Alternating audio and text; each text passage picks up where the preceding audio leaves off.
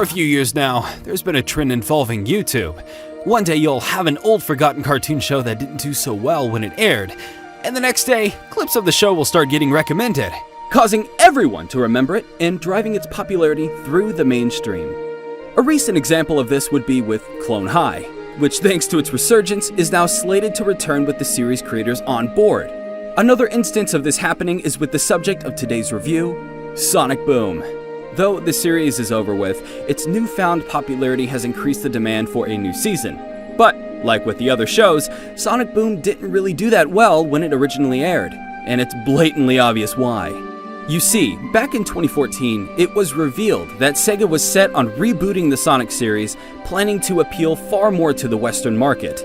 And to their credit, they were 100% dedicated to this prospect. When it comes to modern day reboots, you never see anyone go completely all in. Every time they just dip their toe in the water to see what the general reaction is. But not Sega. No. Sega fully believed Sonic Boom would be as popular as the original series. They wasted no time dishing out as much merchandise as they could for the project. And before the game was even close to coming out, the Sonic Boom show was put into production. In fact, they were so quick to shoot that the TV show aired its first episode just days before the game's release. But, as history will tell, this devotion was completely misplaced. The game failed horribly in just about every possible regard. In sales, it's one of the lowest selling entries in the Sonic series. In critical reception, it's received terribly low scores across the board. And the worst part, it was a console exclusive to an underperforming console, the Wii U. Fans hated the new entry for a variety of reasons, such as the character redesigns.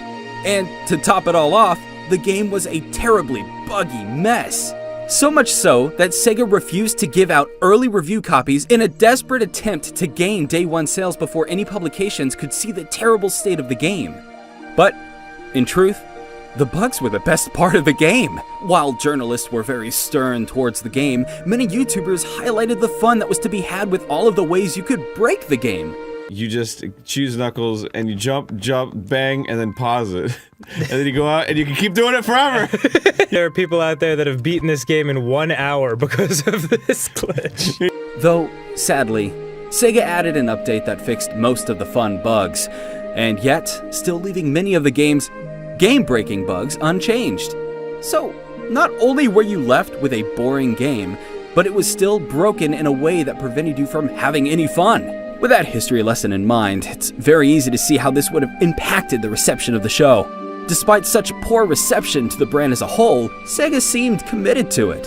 As 2 years later, we not only got the 3DS exclusive, Fire and Ice, but also a second season of the show. There was even talks of a third season set to release this year on Netflix, but there's been no word about it in years. And the news about Sonic Prime confirms the Sonic Boom brand is officially dead. Though, there are still some who are crying out for a third season. No one who's seen the show when it aired, mind you, but instead people who are just now seeing it. Also, these people most likely haven't seen a full episode of the show. Rather, it's just short clips that have gotten popular thanks to the ever-gracious YouTube algorithm. Clips such as Feminist Knuckles. You know, Amy, anytime someone calls attention to the breaking of gender roles, it ultimately undermines the concept of gender equality. Or the ton of self-aware moments in the show. While, yeah, okay, these clips are fine, but are they really worth a third season? Considering most people haven't seen a full episode of the show, I think I'll give you all a taste of what Sonic Boom has to offer.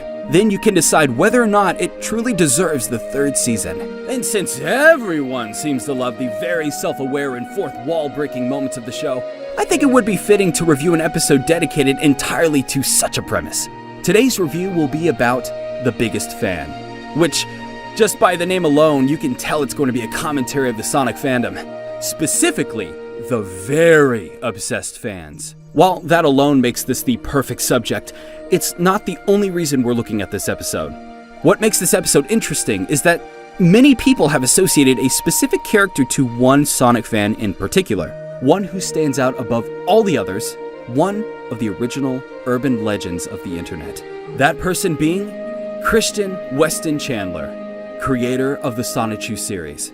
There is not enough time in the day to go over the history of this person, so just for those who are in the dark, I'll give the essential details. Christian, or Chris Chan as the internet has dubbed him, was a huge Sonic fan long before his internet fame. During his high school years, he came up with the idea of Sonichu, a cross between Sonic the Hedgehog and Pikachu, which years later he turned into a comic series. But it wasn't his series alone that gained him fame. It merely assisted interest in Chris as people began to learn about his life off the internet. And one such event that spurred interest in Chris was his love quest, in which Chris would wear this sign in public places in hopes of getting a boyfriend-free girl, resulting in Chris getting chased away or in some cases banned from many establishments. It's antics like this that drew attention to Chris, and that attention only grew when internet trolls instigated Chris in the hopes of provoking more hilarity out of his life. The history of Chris Chan is actually super interesting, and it's still going on to this day. Luckily, there's an abundance of YouTubers who have documented the life of Chris, and it makes it very easy for newcomers to grasp the extensive history with its many facets. In any case, you can see why it's exciting to think that an official Sonic project would finally recognize a fan such as Chris. Even more so when Chris actually had quite the feelings about Sonic Boom.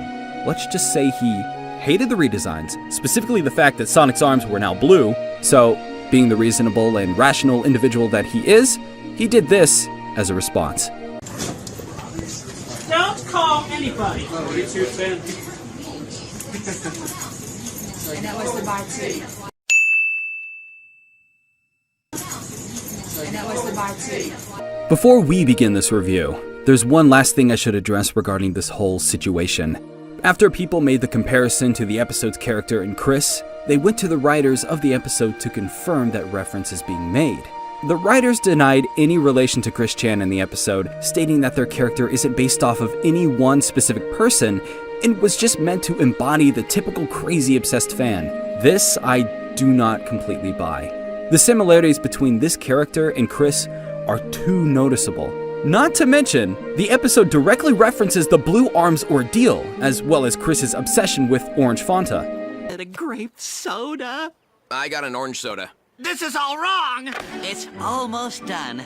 I just gotta finish the arms. And it's worth noting that the writers were already aware who Chris was prior to being asked, so they weren't being oblivious to his existence.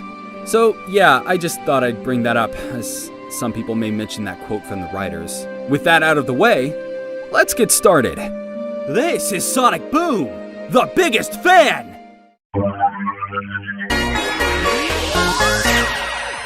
The episode begins with Sonic speaking at a career day presentation. Everyone loved to hate on us back in the day, but that was before Forces came out. And then they all came crawling back. After his lecture, Sonic heads off for lunch, only to feel the presence of something wicked nearby. Oh, who might you be? Your daddy. So, the episode wants us to believe we're being introduced to Mark the Taper, but we'll be calling him Chris throughout the review just to keep things smooth. After intruding on their lunch break, Chris offers to help Sonic with his mundane work, making him Sonic's assistant.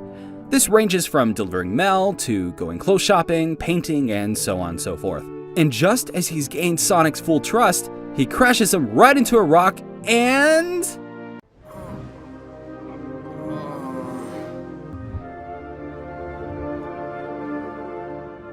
yeah, it's Misery. It's literally just Stephen King's Misery. So, Chris has now kidnapped Sonic under the guise of nursing him back to health, and it takes quite literally no time at all for him to pull out the fanfiction. Here's a good one from my Vor collection. You get to play Tails. Juicy, juicy Tails. Meanwhile, Sonic's friends start to wonder where he's gone. Having noticed his new friend's strange behavior, they go over to his house to investigate. Do you know where Sonic is? No, I don't think I have. Oh God, my ankles! My precious, fragile ankles!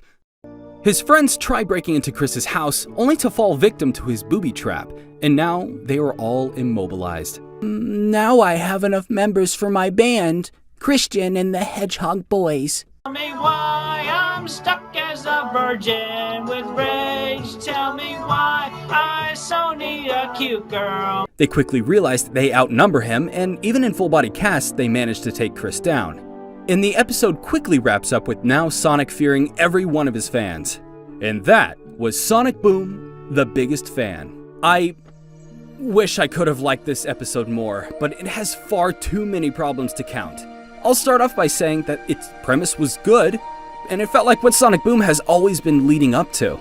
Throughout the show's 2 seasons, they have made countless self-aware jokes about the Sonic fandom. Now that they finally have a whole episode dedicated to that premise, you would assume that they would pull out all the stops. But no, they honestly don't really do much here.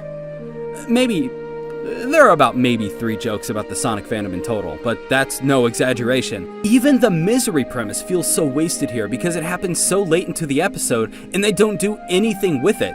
But that's the ongoing theme with the episode. They have so many good setups that lead to nothing. And that's why my description of the episode's plot went by so fast. Over 90% of the episode is filler. A lot of scenes get dragged out for no real reason other than to pad out the runtime. And keep in mind, this is an 11-minute episode.